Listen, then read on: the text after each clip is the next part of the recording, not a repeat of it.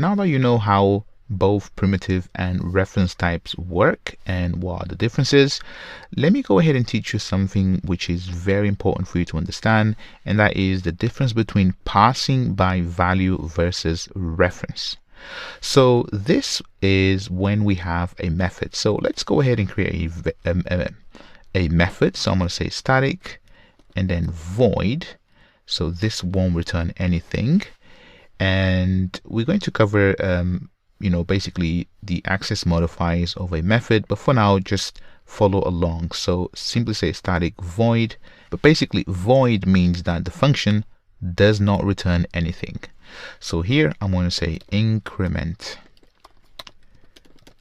and then value, and let's take a primitive value. So I'm going to say value, and right here I'm going to say simply value and then plus plus. So we are simply incrementing the actual value by 1, right? So this is very simple. Let's just keep it simple, but what we're doing is simply passing the integer value here and then incrementing by 1.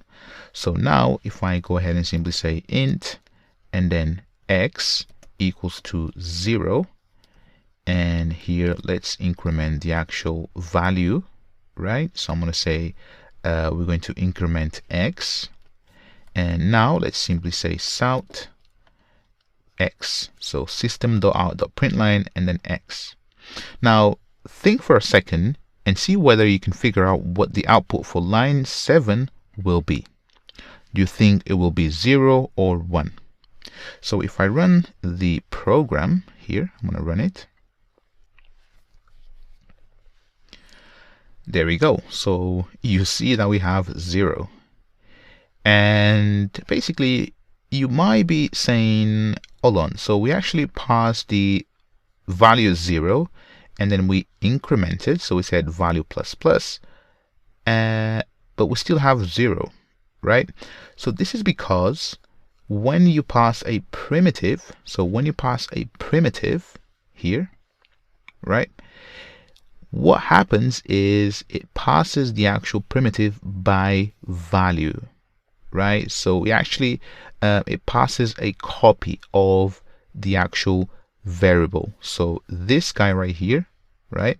So it takes 0 and then it passes 0 inside, right? But it's just a copy. It's never the actual variable. So it takes a copy and then passes it into our function. So what is happening is that this value right here, so this value internally is actually creating a variable in memory and then holding the actual value 0 and then plus plus and then 1. So internally somewhere in the memory we have the value of 1. But when you pass this variable right here into this function, and this variable is a primitive, right, this guy right here takes a copy. It's not the actual value. So this is a copy being passed. And then when we say value plus plus, this is the same as saying int and then value equals to and then value plus and then 1, right? There we go.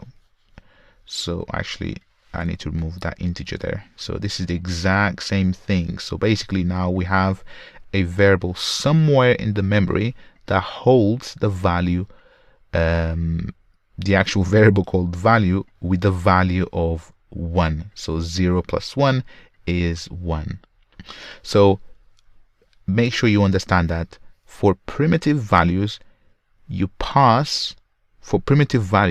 you pass the actual variable into a function parameter, so here, what gets sent down is a copy of the original value, which means that you should never mutate primitives here. Instead, what you should do is right here, I should change this to int, and then right here I should simply say return and then value and then plus 1, and then end that with semicolon, Now if I go ahead now and say int and then y equals to and then increment value x, and if I do a salt on y, we should get 0 and 1. So if I run it, you can see that we have 0 and 1. So again, never mutate the actual variable that you pass inside, because what gets sent down is a copy and not the actual reference. Now with reference types is a little bit different, and that's what we're going to learn next.